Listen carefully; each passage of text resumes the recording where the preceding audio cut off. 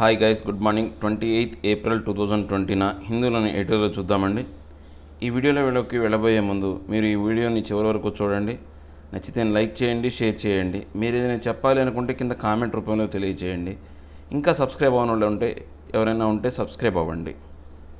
ఇక first article వచ్చేసి virtual 8 open. అంటే ఇప్పుడు ఇది వర్చువల్ అంటే ఏంటి, వాస్తవికంగా అంటే వాస్తవికం అనేది అంటే నిజం అనేది 8 ఓపెన్ ఇది ఇంకా మొదలు పెట్టాల్సిన అంశం అన్నమాట.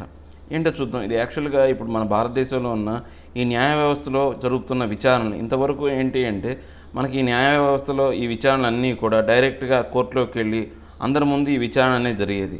కానీ ఈ కోవిడ్-19 కారణంగా ఏంటంటే భారతదేశంలోని అన్ని న్యాయస్థానాలు మూతపడ్డాయి. కానీ అవి ఫిజికల్గా మూతపడ్డాయి, కానీ వర్చువల్గా అంటే ఈ యొక్క ఆన్లైన్ డిజిటల్ రూపంలో ఏంటి అంటే వీళ్ళు ఈ యొక్క ఆన్లైన్ లైవ్ స్ట్రీమింగ్ ద్వారా ఈ కేసులనే పరిష్కరిస్తున్నారు. చాలా వరకు మనం తీర్పులు చూస్తూనే ఉన్నాం. ఏది మన ఆంధ్రప్రదేశ్కి సంబంధించిన ఎస్ఈసి తీర్పు సంబంధించి కానీ ఇవన్నీ కూడా ఈ యొక్క లాక్డౌన్ టైంలోనే వచ్చినాయి అనమాట. సో ఇలాంటి పరిస్థితులన్నింటికి ఈ యొక్క వర్చువల్ అంటే సొల్యూషన్ అనమాట. ఇలాంటి లాక్డౌన్ సమయంలో ఇలా వర్చువల్గా మనం ఈ యొక్క లైవ్ స్ట్రీమింగ్ ద్వారా ఈ టెక్నాలజీ డిజిటల్గా వాడటం ద్వారా ఈ యొక్క సమస్యను పరిష్కరించుకోవచ్చు. రాబోయే కాలంలో ఇలాంటి విధానాలు ఎక్కువగా పెంచాలి అని చెప్తున్నారు. ఎందుకని ఇలాంటి వాటి వల్ల ఏమవుతుందంటే సోషల్ డిస్టెన్సింగ్ అనేది మెయింటైన్ చేయొచ్చు ముఖ్యంగా. తర్వాత ఇలాంటి విపత్తు పరిస్థితుల్లో కూడా ఈ యొక్క అంతరాయం లేకుండా ఏవైతే ఈ యొక్క కోర్టు ప్రొసీడింగ్స్ ఉన్నాయో అవి నిర్వహించవచ్చు అని చెప్పే ఆర్టికల్ అనమాట. చూద్దాం. The situation faced by the lockdown must be used to improve judicial processes. అంటే ఇప్పుడున్న పరిస్థితుల్లో మనం ఎదుర్కొంటున్న లాక్డౌన్ పరిస్థితులు ఎదుర్కొంటున్నటువంటి ఇలాంటి పరిస్థితుల్ని మనం ఎలా యూజ్ చేసుకోవాలి అంటే మన యొక్క న్యాయ వ్యవస్థలోని ఈ యొక్క ప్రాసెస్ ఏదైతే ఉందో ఈ న్యాయ విధానంలో మార్పు తీసుకొచ్చే విధంగా ఇప్పుడున్న సిచ్యువేషన్ మనం అవకాశంగా వాడుకోవాలి అని చెప్తున్నారు అనమాట. ఒకసారి ఈ ఆర్టికల్లోకి వెళ్ళబోయే ముందు ఇంట్లోనే డిఫికల్టీ వర్డ్స్ మనం చూద్దామండి. ఈ డిఫికల్టీ వర్డ్స్ అంటే నేను కింద డిస్క్రిప్షన్లో పీడిఎఫ్ లింక్ అనేది ఇస్తున్నాను. ఎవరైనా కానీ ఈ వీడియోని చూడబోయే ముందు కానీ లేదా ఈ యొక్క ఆర్టికల్ని మీరు పేపర్లో చదవబోయే ముందు ఒకసారి కనుక ఈ డిఫికల్టీ వర్డ్స్ చూసారనుకోండి మీకు ఈజీగా ఉంటుంది. దీంతోపాటు నేను ఈ పేపర్ను కూడా ప్రొవైడ్ చేస్తున్నాను. హిందూ ఈ పేపర్ను కూడా డిస్క్రిప్షన్ లింక్లో ప్రొవైడ్ చేస్తున్నాను. ఎవరికైతే పేపర్ అవైలబిలిటీ లేదో ఒకసారి ఆ పేపర్ని డౌన్లోడ్ చేసుకొని చదవడానికి ట్రై చేయండి. ఇక డిఫికల్టీ వర్డ్స్లోకి వెళ్తే వర్చువల్, ఎఫెక్టివ్, ప్రాక్టికల్, వాస్తవిక, కన్సర్న్, వర్రీ, ఆందోళన, లిటిగెంట్, అప్లికెంట్, క్లైమెంట్, హక్కుదారు, ఎంఫసైజ్, స్ట్రెస్, నొక్కి చెప్పడం, కాంగ్రిగేషన్, గ్యాదరింగ్, అసెంబ్లీ, గుంపు, రాటిఫై, కన్ఫర్మ్, అప్రూవ్, ధృవీకరించు, కన్సెంట్, అగ్రిమెంట్, అసెట్, ఆమోదం తెలుపు, కన్సైజ్, బ్రీఫ్, షార్ట్, క్లుప్తంగా, సంక్షిప్తంగా. ఇవి దీంట్లో ఉన్న డిఫికల్టీ వర్డ్స్ అండి. ఇక మనం ఆర్టికల్లోకి వెళితే amidst the national lockdown the Supreme Court and several other courts have been holding virtual proceedings. అంటే ఇప్పుడు మనం లాక్డౌన్ అంటే ఎమిడిస్ట్ అంటే లాక్డౌన్ మధ్యలో ఉన్నాం అనమాట. ఈ మధ్యలో ఉన్నప్పుడు కూడా మన భారతదేశంలోని అత్యున్నత న్యాయస్థానమైనటువంటి సుప్రీంకోర్టు కావచ్చు లేకపోతే మిగతా కోర్టులన్నీ కూడా ఆ యొక్క ఏవైతే వర్చువల్ ప్రొసీడింగ్స్ ఏవైతే ఉన్నాయో ఈ వాస్తవికంగా వాళ్ళు చేయాల్సిన పనులు ఏవైతే ఉన్నాయో అవన్నీ కూడా జరిగిపోతున్నాయి అన్నమాట. A question of concern to the bar is whether virtual courts have become the new normal and whether it means a move away from the idea of open courts towards technology based administration of justice without the physical presence of lawyers and litigants. అంటే ఇప్పుడు ఈ యొక్క bar council ఏదైతే ఉందో మనకు bar council అనేది ఒకటి ఉంటుంది అనమాట. ఆ బార్ అనేది ఏదైతే ఉందో వాళ్ళు ఏమంటున్నారంటే ఈ వచ్చిన కోర్ట్స్ అనేవి న్యూ నార్మల్గా తయారవుతాయా లేదా ఇప్పుడు ఏదైతే మనం ఈ యొక్క టెక్నాలజీని ఉపయోగించుకొని ఇలానే చేస్తామా లేదా ఇంతకుముందు ఏదైతే ఓపెన్ కోర్టు విధానం ఉందో అవే కంటిన్యూ చేస్తామా, ఈ జస్టిస్ అనేది ఫిజికల్గా ఎవరైతే లాయరు తర్వాత ఆ హక్కుదారుడు ఎవరైతే ఉంటాడో ఆ కేసుకు సంబంధించిన వాళ్ళ యొక్క అందరి ప్రజెన్స్లో ఫిజికల్గా జరుగుతుందా లేదా ఇలాంటి దాన్ని ఇంకా డెవలప్ చేస్తారా అని వీళ్ళందరూ కూడా ఆసక్తి చూపుతున్నమాట. దాని గురించి తెలుసుకోవాలని chief justice of India S A Bobde emphasises that virtual courts are open courts too. ఇప్పుడు ఆయన మన యొక్క భారతదేశం యొక్క చీఫ్ జస్టిస్ సుప్రీంకోర్టు యొక్క చీఫ్ జస్టిస్ అయిన ఎస్ఏ బాబ్డే ఆయన ఏం ఎంఫసైజ్ అంటే నొక్కి చెప్పడం అనమాట. ఆయన ఏం నొక్కి చెప్పాడు అంటే ఈ యొక్క కోర్టులు వర్చువల్ కోర్ట్స్ ఏవైతే మనం చెప్తున్నామో అవి కూడా ఓపెన్ కోర్టులే. అంటే ఓపెన్ కోర్టులు కాదు అనడానికి వీల్లేదు. ఓపెన్ కోర్టులో ఎలాంటి విధానాన్ని అయితే మనం అవలంబిస్తున్నామో అవన్నీ కూడా ఇక్కడ జరిగే ఆస్కారం ఉంది కాబట్టి ఇవి కూడా ఓపెన్ కోర్టులేనే అని చెప్పాడు అనమాట. And that one cannot describe them as closed or in a camera proceedings. అంటే ఇంకా ఏం చెప్పాడు, వీటిని మనం కెమెరా ప్రొసీడింగ్స్ అనడానికి కూడా వీల్లేదు. ఇవి వాస్తవంగా కోర్టులు ఓపెన్ కోర్టు లాగానే చెప్పొచ్చు. కెమెరా ప్రొసీడింగ్స్ అనడానికి కూడా దీనికి అవకాశం లేదని చెప్తున్నారు. The correct way of framing the difference he says is to call them virtual courts as a distinct from courts in congregation. అంటే ఇప్పుడు మనం కరెక్ట్గా దీన్ని చెప్పాలి అంటే ఈ కోర్టులో మనం ఎలా పిలవచ్చు అంటే వర్చువల్ కోర్ట్స్ అని పిలవచ్చు. ఆయన చెప్పిన లెక్క ప్రకారం అయితేనే నార్మల్గా ఉన్న పరిస్థితులు అయితే అంటే వాస్తవికమైన కోర్టులు అని చెప్పొచ్చు.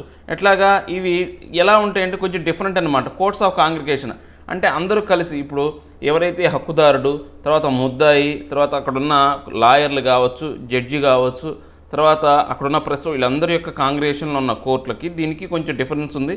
సో ఆ డిఫరెన్స్ వల్ల దీన్ని వర్చువల్ కోర్ట్స్ అని మనం చెప్పొచ్చు అనమాట. A 3-judge bench headed by the CJI in an order earlier this month laid down broad norms for courts using video conferencing and ratified the validity of virtual judicial proceedings. అంటే ఒక ముగ్గురు జడ్జిలతో సంబంధించిన ఒక న్యాయస్థానం అంటే ఒక బెంచ్ అనేది ఏదైతే ఒక సిజేఐతో కలిసి అంటే సిఐజేఐ హెడ్ అనమాట దానికి సంబంధించి వాళ్ళు ఏంటి ఈ యొక్క ఎర్లియర్ ఈ నెల ముందు స్టార్టింగ్లో అంటే ఏప్రిల్ నెల స్టార్టింగ్లో వాళ్ళ కోర్టు తీర్పునిచ్చారనమాట. అంటే ఈ వీడియో కాన్ఫరెన్స్కి సంబంధించి కానీ ఈ వర్చువల్ జ్యుడిషియల్ ప్రాసెస్ సంబంధించి వాళ్ళు కొన్ని మార్పులు తీసుకొస్తూ కొన్ని చట్టాలను చేశారనమాట. వ్యాలిడిటీ వర్చువల్ అంటే వాటి యొక్క వర్చువల్ జ్యుడిషియల్ ప్రాసెస్ని వ్యాలిడేట్ చేయడానికి, ఆమోదింపజేయడానికి వీళ్ళు ఏం చేశారంటే కొన్ని రాటిఫికేషన్ అంటే మార్పులు అనొచ్చు, లేకపోతే ధృవీకరించడం అనొచ్చు. ఇలా ధృవీకరించే విధంగా వాళ్ళు కొన్ని ఇది ముగ్గురు జడ్జిలు ఈ యొక్క 3 బెంచ్ జడ్జి అనేది ఒక ప్రొసీడింగ్స్ జరిపిందనమాట. 2 aspects are not in dispute. కానీ ఈ యొక్క దాంట్లో 2 అంశాలు మాత్రం వివాదాస్పదంగా లేకుండా ఉన్న 2 అంశాలు ఉన్నాయన్నమాట. The virtual necessity to keep the courts open during a nation lockdown so that access to justice is not denied to anyone. So దీంట్లో ఫస్ట్ అంశం ఏంటి అంటే ప్రతి ఒక్కరికి ఇలాంటి లాక్డౌన్ సమయంలో అంటే ఈ న్యాయం అందకుండా, డినే చేయకుండా, ఆగిపోకుండా వాళ్ళకి ఎవరైతే ప్రొసీడింగ్స్ ఏవైతే ఉన్నాయో జరుగుతున్నాయి. సో దానికి సంబంధించిన తీర్పులు కూడా వెలువడుతున్నాయి అనమాట ఇలాంటి లాక్డౌన్ పరిస్థితుల్లో కూడా. And second, the need to maintain physical distancing. రెండో అంశం ఏంటంటే ఒకళ్ళనొకళ్ళు సామాజిక దూరం ఏదైతే పాటించాలనే అంశం ఈ 2 నెరవేరుతున్నాయి అనమాట.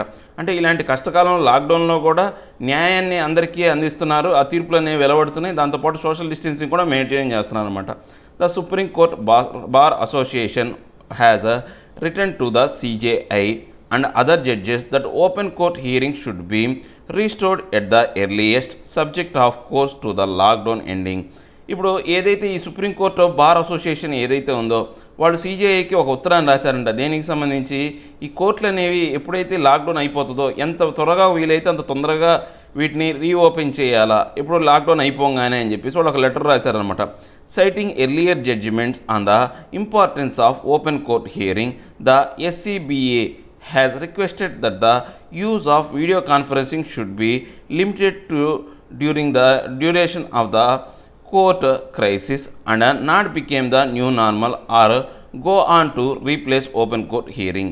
అంటే వీళ్ళు ఇంకా ఏం చెప్పారు, సైటింగ్ ద ఎర్లియర్ జడ్జిమెంట్, ఇంతకుముందు ఏదైతే జడ్జిమెంట్ అంటే ఈ 3 బెంచ్ ఏదైతే ఉందో వాళ్ళు ఏం జడ్జిమెంట్ ఇచ్చారు, ఈ వర్చువల్ కోర్టులనే అనొచ్చు, అంటే ఇవి కూడా ఒక ఓపెన్ కోర్ట్స్ అని వాళ్ళు జడ్జిమెంట్ ఇచ్చారు కదా. ఆ జడ్జిమెంట్ దృష్టిలో పెట్టుకొని ఈ SCBA అంటే సుప్రీం కోర్ట్ బార్ అసోసియేషన్ ఏదైతే ఉందో వాళ్ళు ఒక రిక్వెస్ట్ లెటర్ రాశారనమాట. వీడియో కాన్ఫరెన్స్ అనేది అంటే ఈ వీడియో కాన్ఫరెన్స్ ద్వారా ఈ న్యాయస్థానంలో న్యాయం అందించడం అనే విధానాన్ని ఓన్లీ ఈ లాక్డౌన్ క్రైసిస్లో ఇలాంటి కరెంట్ క్రైసిస్లో ఉన్నప్పుడు మాత్రమే పరిమితం చేయండి.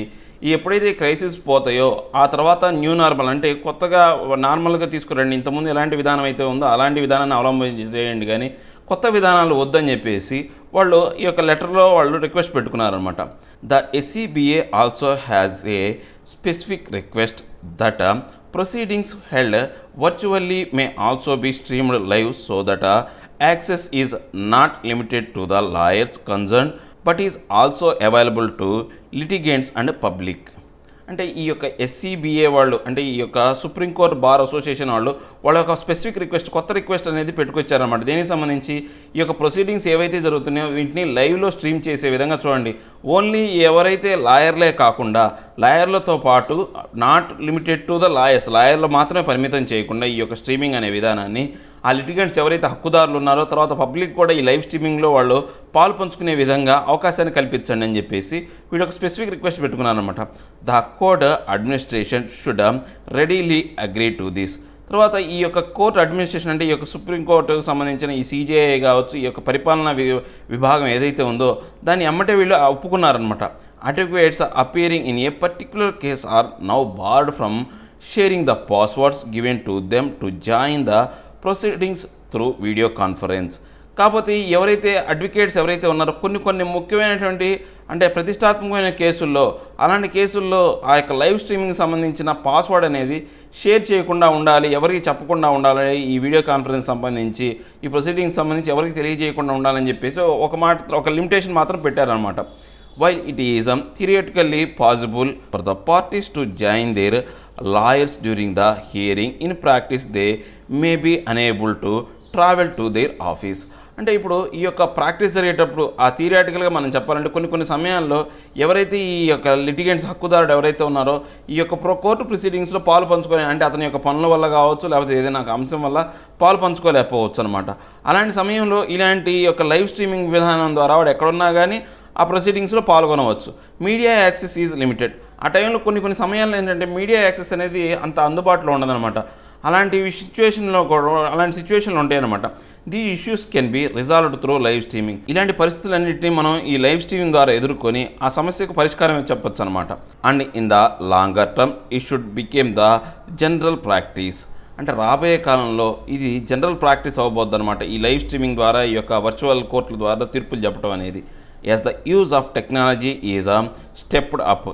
అంటే ఇప్పుడు మనం ఈ యొక్క టెక్నాలజీని మనం ఇంకా ఎక్కువ మొత్తంలో అభివృద్ధి చేసుకోవాలా. స్టెప్డ్ అప్ అంటే అభివృద్ధి చేసుకుంటూ court should consider other steps that will speed up the judicial process and reduce the court room crowding. అంటే ఇంకా కోర్టులు ఈ యొక్క విధానాలని అభివృద్ధి చేసి టెక్నాలజీని అభివృద్ధి చేసి ఈ యొక్క జ్యుడిషియల్ ప్రాసెస్ అనేది ఈ న్యాయ విధానం అనే దాన్ని కొంత స్పీడప్ చేయాలా. ఇంకా ఏంటి కోర్టుల్లో ఉన్నటువంటి ఈ గుంపుల్ని క్రౌడ్ని అనే దాన్ని మనం అవాయిడ్ చేయొచ్చు అనమాట ఇలాంటి విధానం ద్వారా. In the lower courts evidence could be recorded with the consent of parties by virtual means.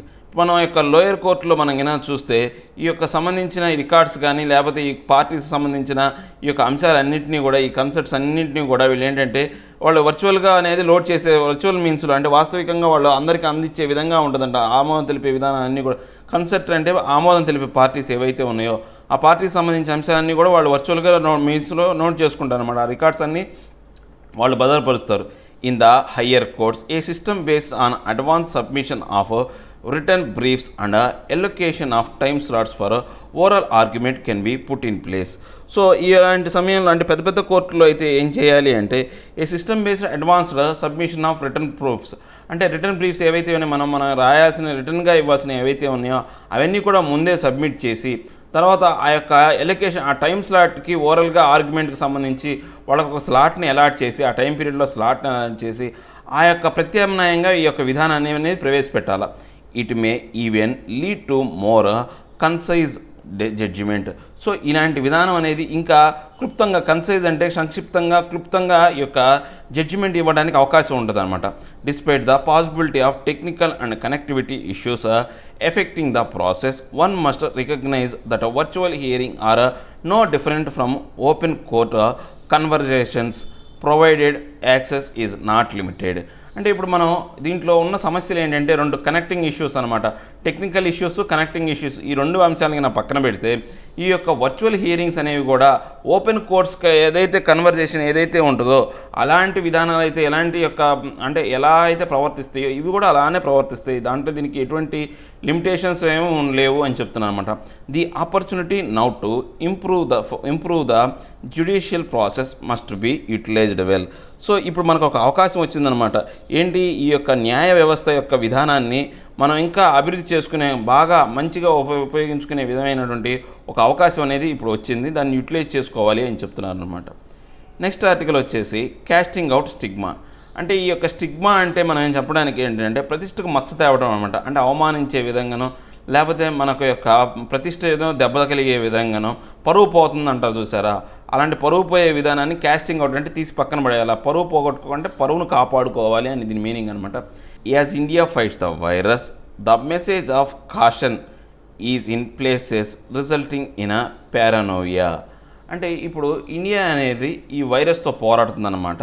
So మనకు ఒక మెసేజ్ అనేది, అంటే మనం ఒక జాగ్రత్త పడాల్సిన అంశం ఏంటి అంటే, కొన్ని ప్రదేశాల్లో ఏం జరుగుతుంది అంటే మానసికమైనటువంటి అపవ్యస్తత అనేది, అంటే మానసికంగా ఇబ్బందికరమైన, పారానోవియా అంటే మానసిక ఇబ్బందులు అనేవి తలెత్తున్నాయి అన్నమాట. అలాంటి వాటిని జాగ్రత్త పడాలి, అవి తలెత్తకుండా చూసుకోవాల్సిన బాధ్యత కూడా గవర్నమెంట్ మీద ఉంది అని చెప్తున్నారు అనమాట.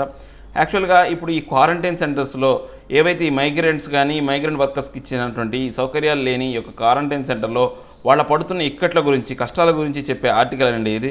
దాంట్లో ఎలాంటి విధానాలు అంటే, బాగా అభివృద్ధి చెందిన రాష్ట్రాలు అయితే పర్లేదు, కానీ అభివృద్ధి చెందినటువంటి యూపీ, మధ్యప్రదేశ్, తర్వాత ఈ యొక్క బీహార్, రాజస్థాన్ లాంటి రాష్ట్రాల్లో అక్కడ ప్రజలు చాలా వరకు కష్టాలను, అక్కడ మైగ్రెంట్ వర్కర్స్ చాలా వరకు నరకాన్ని అనుభవిస్తున్నారనే చెప్పాలి. సో దానికి సంబంధించిన ఆర్టికల్ అనమాట. ఒకసారి దీంట్లోకి వెళ్ళబోయే ముందు దీంట్లో ఉన్న డిఫికల్టీ వర్డ్స్ మనం ఒకసారి చూద్దాం. స్టిగ్మా, షేము, డిస్గ్రేస్, ప్రతిష్టకు మచ్చ, పారానోయియా, అబ్సెషను, మెగలోమేనియా, మానసిక అపవ్యస్తత, అప్పీలింగ్, షాకింగ్, హర్రిఫిక్, భీతి గొలిపే భయంకరమైన, ఫ్లింగ్, త్రో, టాస్, విసిరివేయు, పారవేయు, స్క్వాష్, స్క్వీజ్, క్రష్, అతుక్కునే, డిస్పరేట్, ల్యాకింగ్, హోప్లెస్, తీరని, బిట్రాయల్, డిస్ట్రాయల్, ద్రోహం చేయు, ఇన్ఫ్లుయెన్స్, అన్కైండ్నెస్, బార్బారిటీ, అనాగరిక, హ్యాప్లెస్, అన్ఫార్చునేట్, అన్లక్కీ, దురదృష్ట, అగ్రవేటెడ్, మోర్, లార్జ్, అధిక, ఐరనీ, రెడిక్యూల్, వ్యంగ్యము, డెబిలిటీ, ఫ్రైల్టీ, వీక్నెస్, బలహీనత, డిస్మల్, డ్రీడ్ఫుల్, ఆఫుల్, దుర్భరమైన, డెమాన్స్ట్రేట్, రివీల్, సిగ్నల్, ప్రదర్శించు, మిటిగేట్, రెడ్యూస్, లైటెన్, తీవ్రతను తగ్గించటం, సాలిడారిటీ, అనానిమిటీ, యూనిటీ, సంఘీభావము. ఇవి దీంట్లో ఉన్న డిఫికల్ట్ వర్డ్స్ అండి. ఇక మనం ఆర్టికల్లోకి వెళ్తే, the appealing images of a person flinging water bottles and biscuit packets towards people at a quarantine facility in Agra, Uttar Pradesh that emerged on Sunday show the many things wrong in India's fight against the కోవిడ్-19 pandemic. అంటే మనకు కనపడే విధంగా ఏంటి అంటే, మొన్న ఆదివారం ఏం జరిగిందంటే, ఉత్తరప్రదేశ్లోని ఆగ్రాకు చెందిన ప్రదేశంలో ఏంటంటే, ఒక అతను ఈ యొక్క వాటర్ బాటిల్స్ కానీ, బిస్కెట్స్ కానీ, ప్యాకెట్స్ కానీ, ఆ యొక్క ఎవరైతే క్వారంటైన్ సెంటర్లో ఉన్న వాళ్ళ యొక్క ఫెసిలిటీ సెంటర్లో ఉన్న ఆ మైగ్రెంట్ వర్కర్స్ కావచ్చు, ఆ ఉన్న జనాలకి విసిరేస్తున్నాడు అనమాట. ఆ యొక్క విసిరేసే విధానాన్ని మనం చూస్తే కనుక, భారతదేశంలో ఈ కోవిడ్-19 వ్యతిరేకంగా జరిగే ఈ పోరాట సమయంలో జరుగుతున్న తప్పులు అనేవి ఏవైతే ఉన్నాయో అవన్నీ మనకు బయటపడుతున్నాయి అన్నమాట. Those who were supposed to be kept in isolation were squashing against the iron grill, desperate to fetch the food and water on the other side. అంటే ఇప్పుడు ఇక్కడ ఎవరైతే ఈ యొక్క ఐసోలేషన్ సెంటర్లో పెట్టారో, ఆ క్వాషింగ్ అంటే ఈ యొక్క వ్యాధి ఉందనో, లేకపోతే ఈ యొక్క ఏది మైగ్రెంట్ వర్కర్స్ అనో సంథింగ్ ఏదో కారణాలతో వాళ్ళని ఐసోలేషన్లో పెట్టుకొచ్చారో, వాళ్ళకి ఏం చేస్తున్నారు అంటే, వాళ్ళని ఒక ఐరన్ గ్రిల్స్లో వాళ్ళని ఒక బందీఖానాలో పెట్టినట్టుగా పెట్టి, వాళ్ళకి ఏం చేస్తున్నారు, ఆ ఫుడ్ ప్యాకెట్స్ కానీ ఇవన్నీ కూడా వాళ్ళు ఎప్పుడుకో వాళ్ళ ఆకలైనప్పుడు కాకుండా వాళ్ళు కుదిరినప్పుడు ఎప్పటికో ఇస్తున్నారన్నమాట. The district administration has since claimed that the issue has been resolved but not before officially betrayed their in assurance. అంటే ఇప్పుడు ఏంటి అంటే, ఈ యొక్క డిస్ట్రిక్ట్ అడ్మినిస్ట్రేషన్ ఏదైతే ఉందో, ఆ యొక్క జిల్లాకు సంబంధించినటువంటి ఈ పరిపాలనా వ్యవస్థ ఏదైతే ఉందో, వాళ్ళు ఏం చెప్పుకుంటూ వస్తున్నారంటే, ఇలాంటి సమస్యను మేము సాల్వ్ చేశాము. అప్పటి నుంచి ఎప్పుడైతే ఈ సిన్స్ అని చెప్పారు, సిన్స్ అనే దాని గురించి కూడా నేను ఒకళ్ళ మెసేజ్ చేశారండి, సిన్స్ గురించి చెప్పమని. సిన్స్ అంటే ఏంటి అంటే, ఒక పర్టికులర్ టైం నుంచి మనం ఏదైతే జరిగిందో, సిన్స్ 1995 అంటే 1995 నుంచి అని చెప్పొచ్చు ఈ ఇన్సిడెంట్ జరిగింది. అంటే సిన్స్ క్లైమ్డ్ అంటే ఈ యొక్క విధానం గురించి, వీళ్ళు చేసిన ఈ తప్పుడు విధానం గురించి ఎప్పుడైతే మీడియాలో వీళ్ళ మీద ఎప్పుడైతే ఆరోపణలు వచ్చినాయో అప్పటి నుంచి అనమాట. సిన్స్ అంటే మనం ఒక పర్టికులర్ టైం పీరియడ్ చెప్తాం, ఆ టైం పీరియడ్ నుంచి ఇలా జరుగుతుంది అని చెప్పడానికి సంబంధించి మనం సిన్స్ ఉపయోగిస్తాం అనమాట. సిన్స్ ఫర్ అనే కాన్సెప్ట్ వేరు, ఫర్ అయితేనే ఒక పీరియడ్ ఆఫ్ టైం అనమాట. అంటే ఒక 10 years, for 10 years, for 20 years అని అంటాం. కానీ సిన్స్ అంటే మాత్రం ఇప్పుడు ఎప్పుడైతే జరిగింది కనుక, ఇండియా గాట్ ఇండిపెండెన్స్ సిన్స్ 1947 అంటే ఇప్పుడు మనం కొన్ని చోట్ల మనం యాడ్స్ చూస్తాం అనమాట. ఏది రెమాండ్ సిన్స్ 1925 అంటే 1925 నుంచి అది ఉంది, అప్పటి నుంచి ఇప్పటి వరకు అది పనిచేస్తూనే ఉంది అని చెప్తారనమాట. సో అలాంటి ఎప్పుడైనా సరే మనం ఒక టైం పీరియడ్ స్టార్ట్ అయినప్పుడు కరెక్ట్గా మనకు ఎగ్జాక్ట్ టైం తెలిసినప్పుడే మనం దానిని సిన్స్ అనే దాన్ని ఉపయోగిస్తాం అనమాట.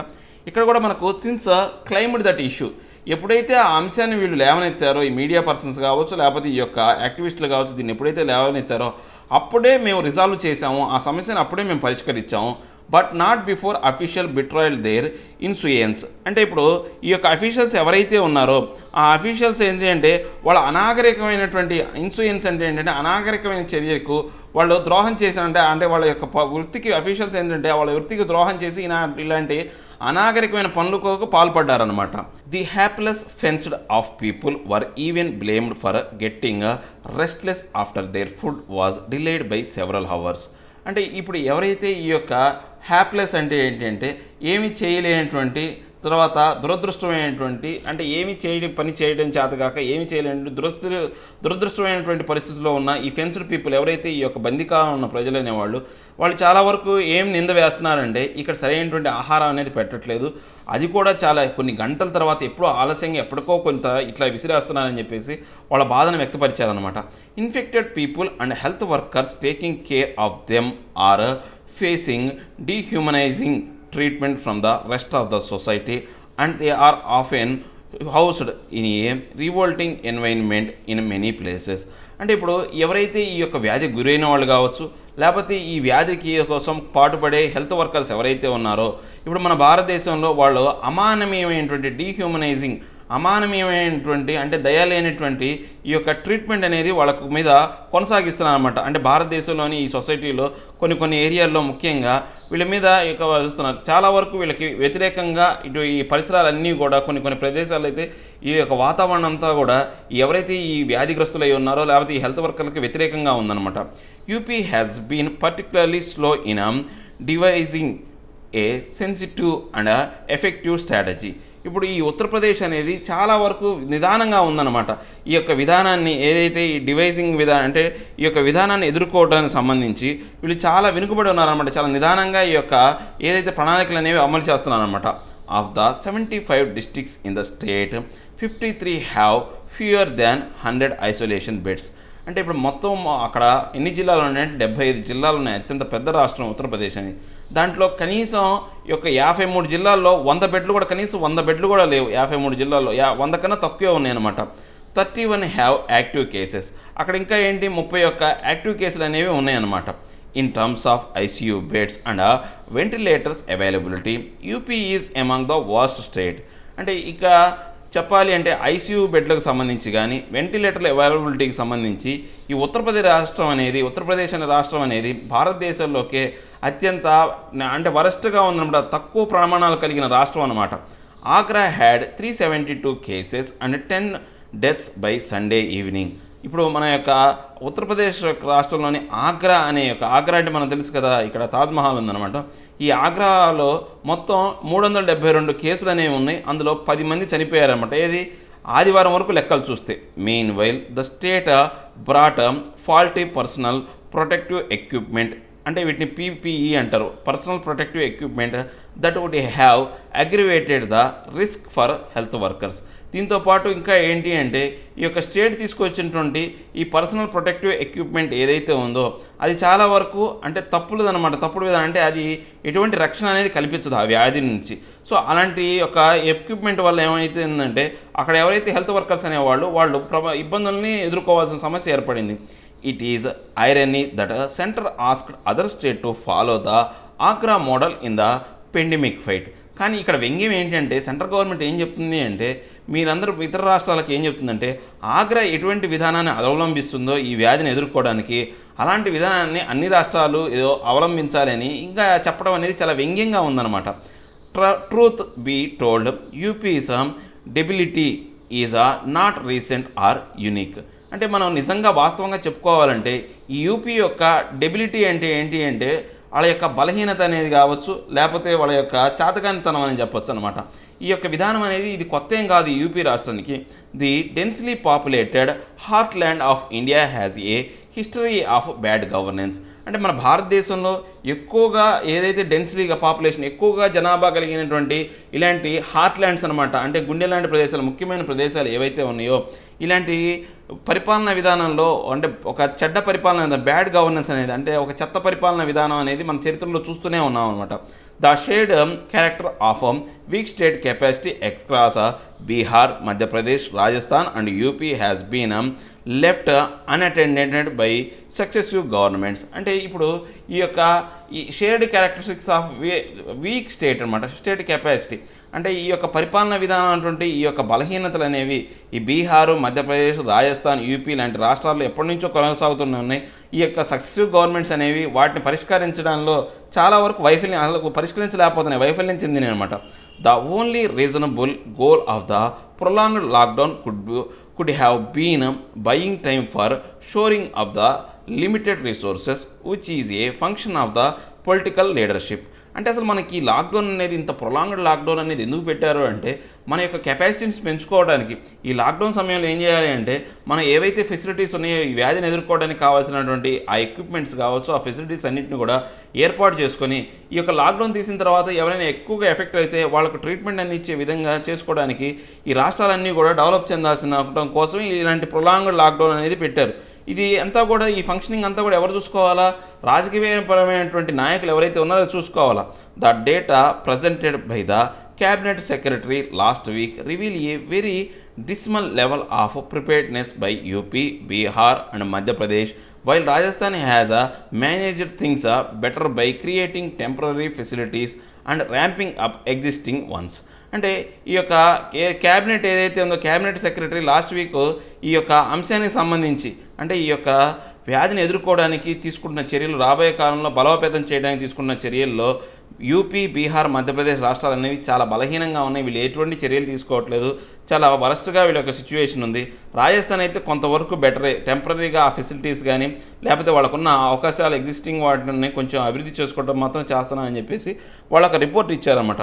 Most states are however treating the lockdown as the solution to the pandemic. కానీ ఎక్కువ శాతం రాష్ట్రాలు అన్నీ కూడా ఈ లాక్డౌన్ ఏమనుకుంటున్నాయంటే ఒక ట్రీట్మెంట్ అనుకుంటున్నాయి అనమాట. అంటే ఈ పెండమిక్ అనే దానికి ఒక సొల్యూషన్, ఒక పరిష్కారంగా చూస్తున్నాయే కానీ ఈ సొల్యూషన్ని అంటే ఈ యొక్క వ్యాధిని ఎదుర్కోవడానికి మనకు దొరికిన అవకాశం కానీ లేకపోతే సమయంగా కానీ ఏ రాష్ట్రాల్లో చూడట్లేదు అనమాట. The centres and need to demonstrate leadership in ensuring the state scale up there capacity and communicate this to the public. అంటే ఇప్పుడు సెంట్రల్ గవర్నమెంట్ ఏం చేయాలి అంటే ఈ రాష్ట్రాలన్నిటికీ కూడా వాళ్ళు ఒక సందేశాన్ని పంపించాలి, వాళ్ళు ఒక డెమాన్స్ట్రేషన్ చెప్పాలి. ఏంటి, ఈ యొక్క సమయంలో మీరందరూ కూడా మీ యొక్క ఏవైతే ఉన్నాయో కెపాసిటీస్ పెంచుకోండి, మీ సామర్థ్యాలను పెంచుకోండి ఈ వ్యాధిని ఎదుర్కోవడానికి అని వాళ్ళకి చెప్పాలా. దాంతోపాటు మన యొక్క పబ్లిక్ కూడా అంటే ఈ యొక్క ప్రజలకు కూడా దీని మీద అవేర్నెస్ తీసుకురావాలన్నమాట. It needs to particularly reassure health care professionals that everything possible is being done to protect them. ఇంకా ఏం చెప్పాలో వాళ్ళు పర్టికులర్గా ఏం చెప్పాలంటే ఈ హెల్త్ కేర్ ఎవరైతే వర్కర్స్ ఎవరైతే ఉన్నారో, ఆ ప్రొఫెషనల్స్ ఎవరైతే ఉన్నారో వాళ్ళ కోసం ఏమైనా చేయడానికి, వాళ్ళ రక్షణ కోసం ఏమన్నా చేయడానికి గవర్నమెంట్ సిద్ధంగా ఉందనే యొక్క రీఅష్యూరెన్స్ అంటే వాళ్ళ యొక్క నమ్మకాన్ని కలిగించే విధంగా చేయాలన్నమాట. There needs to be a campaign led by the prime minister to erase the stigma against patients and to mitigate the fear of the pandemic itself. ఇంకా ఏం చేయాలి అంటే ప్రైమ్ మినిస్టర్ ఏం చేయాలంటే ఈ యొక్క ఏదైతే ఈ పేషెంట్కి వ్యతిరేకంగా ఉన్నటువంటి ఆ యొక్క విధానం ఏదైతే ఉందో ప్రజల్లో ఉంటున్న అంటే ఈ యొక్క వ్యాధిగ్రస్తులైన వాళ్ళ మీద ఉన్న ఆ భావాన్ని, ఆ మచ్చను తొలగించే విధంగా చేయాలా. దాంతోపాటు ఈ యొక్క వ్యాధి వల్ల కలిగే భయాలను యొక్క తీవ్రతను తగ్గించే విధంగా, మిటిగేట్ అంటే తీవ్రతను తగ్గించే విధంగా చూడాలన్నమాట. The difference between the caution and paranoia needs to be emphasise. అంటే ఇప్పుడు ఈ కాషన్ అంటే ఏంటి, మనం జాగ్రత్త తీసుకోవటం ఒకటి, తర్వాత ఈ యొక్క మానసిక అపవ్యస్తత ఏదైతే ఉందో అంటే మానసిక బలహీనత ఏదైతే ఉందో దాని మధ్య అంటే డిఫరెన్స్ చూపించాలన్నమాట. అంటే మనం జాగ్రత్త తీసుకోవాలి. కాషన్ అంటే జాగ్రత్తగా ఉంటాం, ఓకే, మనం మానసికంగా అమ్మో వస్తుందేమో భయపడ అలాంటి యొక్క దానికి యొక్క మధ్య యొక్క భేదాన్ని గవర్నమెంట్ చూపించాల్సిన అవసరం ఉందన్నమాట. దాని గురించి క్లియర్గా చెప్పాల్సిన అవసరం ఉంది. In India's particular social context the nation of social distancing has only added to the disease stigma. అంటే ఇప్పుడు మన భారతదేశంలో ఉన్న ఈ యొక్క సామాజికపరమైన అంశం కింద చూస్తే కనుక సామాజిక దూరం అనేది పాటించడం అనేది ఈ యొక్క డిసీజ్ స్టిగ్మా అంటే ఈ యొక్క డిసీజ్ని స్టిగ్మాటైజ్ చేయడం ఏంటి, ఆ డిసీజ్ యొక్క ప్రభావం తగ్గించడం, దానికి మచ్చ తీసుకురావడం అంటే దాని ప్రతిష్టకు మచ్చ తేవడం అంటే ఏంటి, ఆ రోగాన్ని నిర్మూలింపజేయడం అనమాట. దానికి ఒక్కటే అంశం ఏంటంటే సోషల్ డిస్టెన్సింగ్ అనమాట.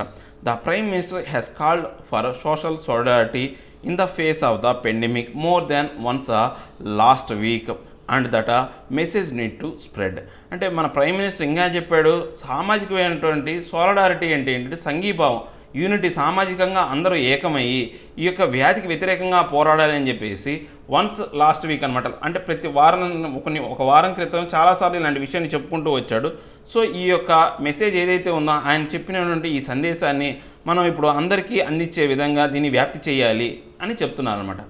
ఇవండి ఈ హిందూలోని నా ఫస్ట్ 2 ఆర్టికల్స్. నా ఎక్స్ప్లెనేషన్ మీకు నచ్చినట్లయితే లైక్ చేయండి, షేర్ చేయండి, సబ్స్క్రైబ్ చేయడం మాత్రం మర్చిపోకండి. Thank you very much.